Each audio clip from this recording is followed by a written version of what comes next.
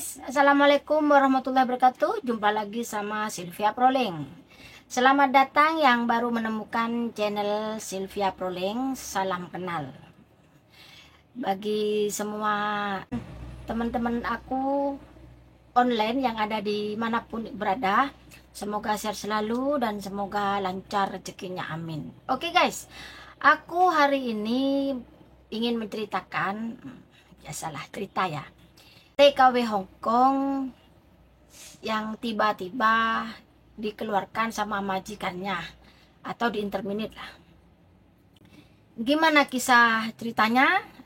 Jangan di skip, budayakan tonton sampai full biar nggak salah paham. Oke, lanjut ceritanya. Oke guys, ini ada TKW Hong Kong. Dia sudah 10 bulan di Hong Kong. Dia masih baru pemula yang berangkat dari Indonesia itu dari PT, dan dia masih belum pengalaman apa-apa. Maksudnya itu masih pemula lah. Mbak ini umurnya 34 tahun. Terbang waktu masuk ke PT itu masih 33 lebih lah, dan 34 tahun dia terbang. Katanya lama di PT, mungkin sekolahnya atau gimana ya, nggak tahu lah. Dan dia masuk ke PT, dia punya anak satu ya. Dia memutuskan untuk ingin pergi ke Hong Kong. Masuklah dia ke PT. Setelah proses ke PT, karena kan di tempatnya Mbak ini di Indonesia banyak yang kerja menjadi TKW Hong Kong. Dia mungkin kepingin kerja ke luar negeri karena ingin mendapatkan uang yang lebih. Di Indonesia kan gak ada kerjaan, mungkin seperti itu. Memutuskan untuk pergi ke Hong Kong. Lihat tetangga-tetangga itu kan kok seneng gitu mungkin ya. Akhirnya dia masuk ke PT dan belajar pasporan semuanya, maksudnya dokumen itu dilengkapi. Setelah itu dia mendapatkan majikan, maksudnya kan dia kan dipasarkan nih fotonya itu. Setelah itu dia tuh mendapatkan job jaga nyonya dan tuan. Anaknya itu 3, yang 2 itu cewek, yang 1 cowok. Yang cewek itu sudah menikah, dan yang cowok itu nggak menikah, jadi stay di rumahnya. Lalu dia okein, maksudnya disanggupin lah sama Mbak ini, oke. Tapi dia pemula, nggak bisa apa-apa. Katanya jobnya itu tuan dan nyonya, yang 2 itu di rumah lain, tapi 1 cowok di rumah tuan itu, di rumah majikannya lah intinya. Tapi setiap hari yang namanya anak 2 itu pulang makan. Kalau malam pulang kerja itu pulang. Jadi setiap hari dia masak gitu, katanya tugasnya seperti itu. Dia sanggupilah. Dan namanya pemula kan nggak tahu apa-apa, masak juga nggak tahu apa-apa, sudah masih nggak tahu. Dan di PT itu belajarnya itu memang sulit guys. Akhirnya karena masih belum fase, bukan belum fase, mungkin bahasanya tidak masuk atau bagaimana, gagallah uji kompetensi. Lalu dia praktek kerja lagi di rumahnya orang itu selama di PT ya, masih di PT, belum terbang itu, belum. Karena dia gagal uji kompetensi, otomatis dia kembali lagi ke belajar kerja itu tadi. Nggak kembali ke PT, cuman belajar kerja jadi PRT di tempat orang gitu loh. Kan memang begitu kalau pemula. Nggak tahu PT lain, aku nggak tahu. Dulu aku juga seperti itu. Setelah itu dia pulang ikut uji kompetensi lagi, ternyata dia lulus. Akhirnya kayak tanda tangan kontrak. Setelah tanda tangan kontrak, tapi data-data kayak pasporan apa gitulah, biasanya tuh awal sebelum dapat majikan itu kan data itu selesai gitu loh. Tapi dia masih belum terbang, dia kompetensi. Setelah kompetensi lulus, perlengkapannya dicek kembali, selesai semuanya, cocok. Dia hanya menunggu visa. Kompetensinya sudah lulus guys, nunggu visanya turun. Setelah itu nggak lama visanya itu nunggu 2 mingguan, visa turun dan dia akan terbang. Tapi sebelum terbang itu, setelah visa turun itu pemantapan guys, praktek lagi di rumahnya orang. Jadi kan bahasa kan masih kurang kan, belajar bahasanya itu ya belajar sambil kerja di rumah orang itu. Jadi belajarnya itu nggak fokus mungkin atau gimana ya, sedikit lah, kayak ya tidak, itu cuma bisa gitu loh. Akhirnya waktunya terbang, pemantapan pulang, waktunya terbang, dan nyampe lah di rumahnya majikan, terbang. Di situ guys, mbak ini ya sesuai dengan job, tuan dan nyonya, ada anak laki-lakinya 1, yang 2 kan hidup di luar rumah lain, tapi setiap hari masak. Selama 7 bulan itu guys, dia ya gimana sih, kalau pemula ngenes guys, pemula itu nggak bisa apa-apa, masak jenis orang Cina kan tidak bisa kita. Lalu dia setiap hari masak dengan nonanya setiap hari 2 itu pulang guys, makan di rumah setiap hari, pokoknya tuan dan nyonya. Terus anaknya yang 2 itu cewek itu kan punya suami, jadi kan 4 orang 6, berarti orang 7 setiap hari guys. Lain dengan cucunya lah, pokoknya setiap hari itu orang 7, 8 dengan Mbak E. Setiap hari ngoceh aja. Yang namanya nona ini ngoceh aja guys. Ya ginilah, kalau TKW pemula nggak bisa apa-apa, semuanya ya mengalami itu. Setiap hari itu dimarahin terus. Dia mungkin minta saran gimana, suruh dibetah-betahin. Dan terus kerjanya 2 rumah lagi guys. Maksudnya kalau siang ke rumahnya nonanya untuk bersih-bersih gitu, masih masak. Nah, pokoknya kalau pemula itu memang begitu guys, gak ada namanya pemula itu langsung enak, tidak. Pokoknya liku-liku lah itu selama 7 bulan. Akhirnya karena sudah merasa kenal, tapi kan yang namanya nona sama nona 2 itu kan marah-marah terus setiap hari guys. Karena kan di Hongkong ini kan nggak ada pengaduan atau gimana ya, kita kan ingin mengadu sama Tuhan, ingin berdoa diberi ketabahan, kesabaran, kan gini kan intinya. Yang mbak ini tanya sama nona itu, tanya begini, Siuce, nona bolehkah saya sholat gitu ya. Kaget yang namanya nona itu, sholat bagaimana gitu kan. Ya sholat kan kalau orang Indonesia sholat. Lalu nonanya ini langsung laporan ke agen guys. Mungkin dijelaskan sama agen, ginilah orang Indonesia sholat ginilah gini. Wah, kan harinya habis-habis dengan sholat gitu guys. Kan sholatnya hanya 1 menit nona, gak sampai lama, hanya ini kan kewajiban orang Indonesia yang muslim gitu kan. Terus dipikir-pikir dulu, dia jawabnya gini, entah, tidak boleh gitu guys, langsung ngegas, tidak boleh. Pokoknya tidak boleh. Yang namanya tidak boleh ya sudah, ikut orang ya tidak boleh, ya jangan dilakukan. Kan gini, gimana lagi lah kita hidup sama orang Cina gitu loh. Kan orang Cina ya gitulah, galaknya minta ampun. Ya nggak diperbolehkan ya, ya sudahlah. Tapi guys, mungkin sudah capek dimarahin terus, ingin menenangkan hati lah mungkin, atau gimana.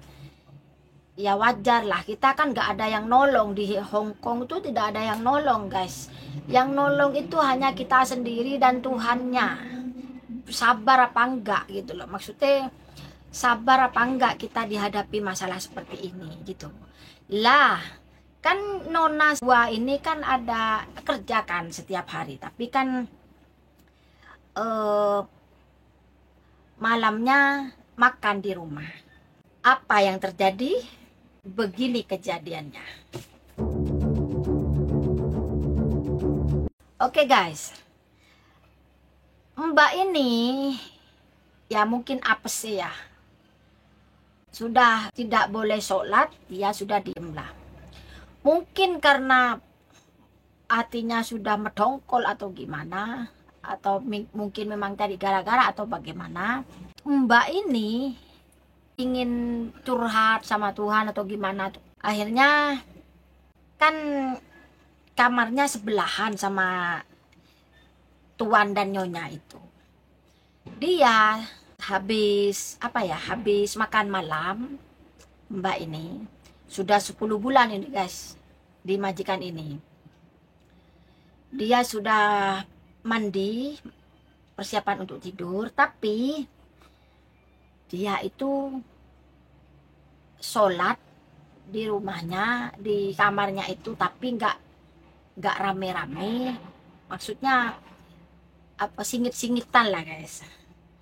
Lah ternyata si Nyonya ini kan sudah tua, agak tua lah. Si Nyonya ini guys dorong pintunya Mbak ini. Waktu itu duduk pakai mukena, pakai mukena ya. Kan mukenanya putih guys. Yang namanya Nyonya itu kaget mental gitu loh. Kaget mental. Kan takut sama putih-putih itu. Kebanyakan orang Hong Kong tuh takut gitu loh. Wah, kenapa? Maksudnya itu dia itu kaget. Kan sudah dibilangin kalau nggak boleh sholat. Yang namanya Mbak ini mungkin apalah jenuh, pingin mengadu atau gimana, jadi sholat sembunyi-sembunyi. Ternyata majikannya itu ngintip guys, ngintip pas waktu dia sholat. Waktu dia sholat udah mental, namanya majikan itu mental, maksudnya kaget lah. Siana. Jadi malam itu juga dia si majikan ini ngamuk, marah guys. Akhirnya Nona yang sudah pulang dari makan tadi kembali lagi, ditelepon, katanya Nyonya itu sudah kayak jantungan lah, sudah kayak mau geblak, maksudnya lah kaget kayak jantungan. Akhirnya anak-anaknya pulang, kembali lagi, diceritakan kan, sampai Nyonya itu masuk rumah sakit karena kaget. Namanya Mbak ini kan takut, tuh gimana ini kok sampai masuk rumah sakit, tuh gimana ini. Langsung diamuk sama Nona ini, diamuk. Kamu kenapa? Kan aku sudah tidak memperbolehkan kamu melakukan itu, tapi kenapa kamu melakukan itu? Pokoknya marah-marah. Akhirnya malam-malam telepon agent, dan malam itu juga di interminate guys. Kasihan banget. Ketepaan mungkin guys, ketepaan majikan yang maafan. Memang Nyonyanya ini rewel guys, rewel lah. Walaupun sudah tua rewel. Malam-malam si Nona ini telepon agen, langsung seketika itu dikasih uang tiket, dikasih uang, pokoknya dikasih gaji lah, disuruh keluar seketika itu karena udah punyanya itu masuk rumah sakit, dibawa ambulan karena ya itu apa, sholat itu tadi. Ya memang kalau menurut aku sih ini salahnya si Mbak ini. Cuman mau gimana ya, namanya orang Islam, kepingin sholat kan memang harus melakukan sholat kan gitu. Tapi kan ini kan kondisinya kan ikut majikan, dan majikan tidak memperbolehkan itu, dan udah tahu kalau kerja di Hong Kong itu bagaimana konsekuensinya, apa yang tidak dibolehkan, kan banyak yang seperti itu.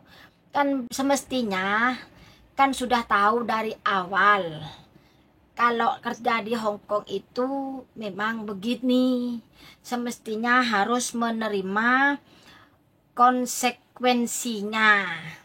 Apa yang akan terjadi di Hong Kong itu semestinya sudah tahu dan mengerti bahwa banyak orang Cina itu, orang Hong Kong itu tidak memperbolehkan untuk sholat.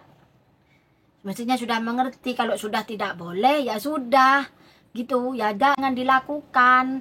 Kalau tidak menerima peraturan dari majikan ya jangan kerja di Hong Kong gitu ya. Ya gitu, memang maksudnya lika-liku itu memang ada, tapi kan tidak semuanya majikan Hong Kong itu seperti itu, tidak. Yuk ketepaan naik oleh majikan sing maafan. Aku juga pengalaman juga guys, yang seperti itu pengalaman juga. Lain kali aku akan ceritakan gimana kisahku di Hong Kong. Nggak langsung enak jeglak duduk seperti ini, tidak. Aku 4 tahun kedangsangan guys, ngerti kedangsangan? Hidupku lontang-lantung kayak orang kayak orang apa ya, kayak orang hilang di negara orang ya. Kapan-kapan aku cerita tentang kisahku di Hong Kong, masih pemula. Oke lanjut. Dan setelah itu guys, ngerti ya, kalau ingin kerja ke Hong Kong harus tahu konsekuensinya, harus tahu dan mengerti apa yang tidak boleh di Hong Kong, itu harus menerima. Kan harus sebelum pergi ke PT kan sudah tahu apa aja di Hong Kong begini, di Hong Kong begini. Itu harus dipelajari gitu ya. Oke, kita lanjut. Setelah itu dia diusir guys. Tengah malam itu juga ya kayak orang bambung lah. Gimana sih kalau diusir majikan, dia itu langsung diantarkan ke rumahnya agen, di rumahnya agent. Ya di agen ya dimarahin. Apalagi agennya udah, karena kenapa? Masih pemula. Jadi agen marah gitu loh. Dimarahin, kalau agen dapat untung. Nanti kan kalau gak cari majikan lagi kan agen dapat uang gitu loh. Tapi yang disayangkan kan dirinya sendiri, buang-buang waktu gitu loh guys ya. Dia dipulangkan ke agen, dan ya rasanya kayak apa, pokoknya dia nangis. Kenapa kok hanya karena sholat aku tuh dipulangkan? Kan memang gitu, majikan di Hong Kong tuh memang begitu, mereka punya hak mah gitu ya. Karena kamu sudah dikontrak ya semestinya kamu harus menyetujui apa yang diminta majikan, seperti itulah. Yang penting belum di luar batas loh ya gitu. Tapi kan kalau masalah sholat itu semestinya sudah tahu dari awal gitu. Semestinya harus menjaga gimana kita itu untuk sementara lah nurut sama majikan demi titel untuk finish. Dan Mbak ini mau dicarikan majikan lagi sama agen, dia cari majikan, tapi kayak visanya itu kayak sudah apa ya, hampir habis guys. Visanya mau hampir habis, ternyata wis sedapatnya majikan itu ya. Dia dapat majikan karena sudah mepet waktunya, dia mendapatkan job jaga anak sekolah.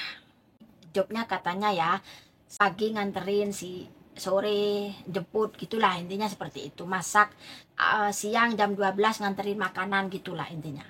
Dia sudah tanda tangan nunggu visa ke Indonesia. Nunggu visa ke Indonesia lama guys, 2 bulan, hampir 2 bulan lah, karena kan dapat majikannya mepet gitu. Setelah itu turun visa, terbang sudah ke sini. Terbang, ya namanya kan pemula, masih belum finish yang majikan kemarin itu, yang awal itu. Dapat majikan ini terbang, jaga anak ini, terbang lagi ke sini.